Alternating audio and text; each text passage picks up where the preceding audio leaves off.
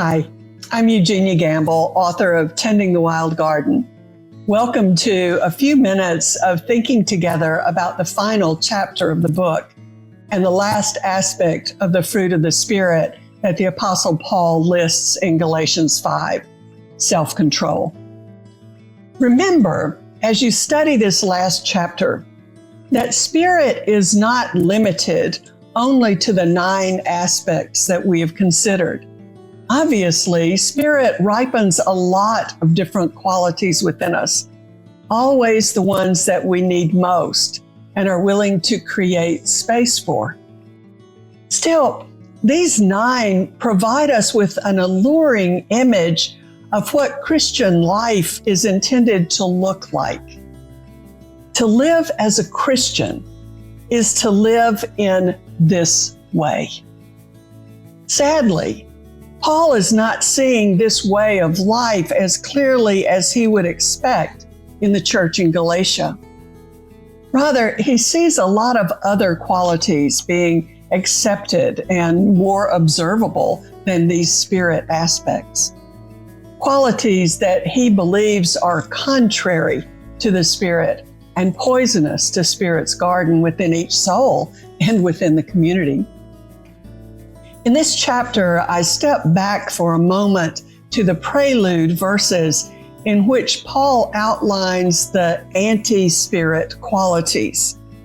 I hope that you will spend some time thinking about them.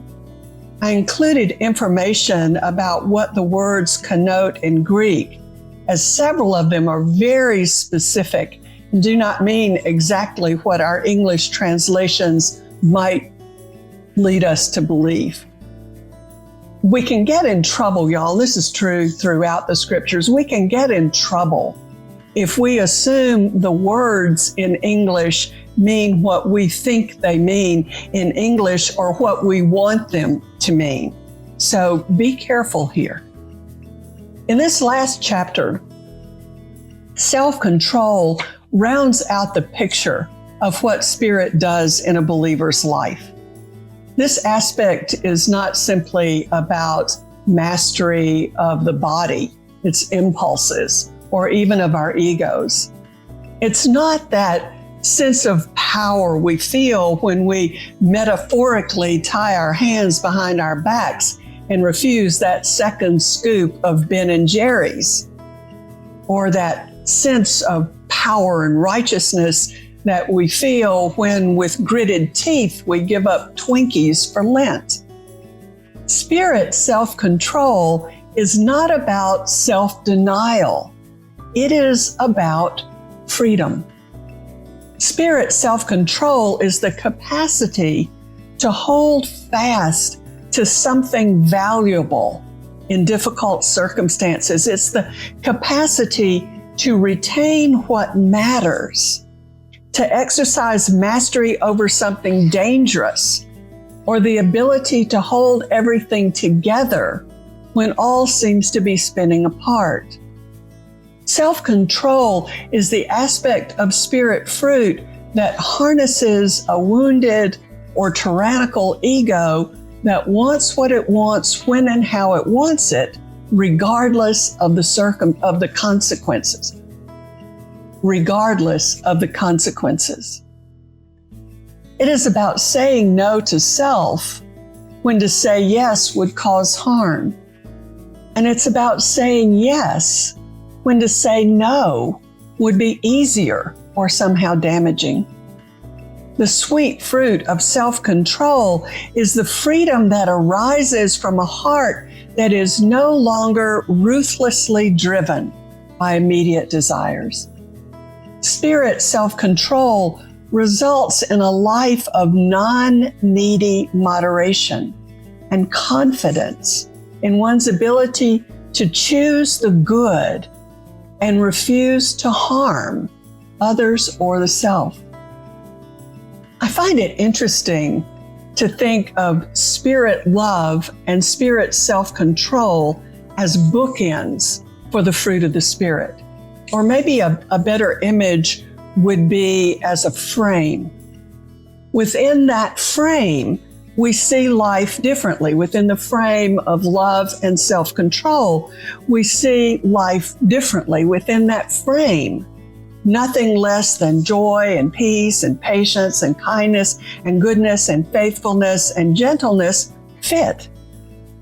In this chapter, we spend a good bit of time reflecting on sin, its nature, and the wily weeds of ego and old wounds, the things that do not fit within the frame.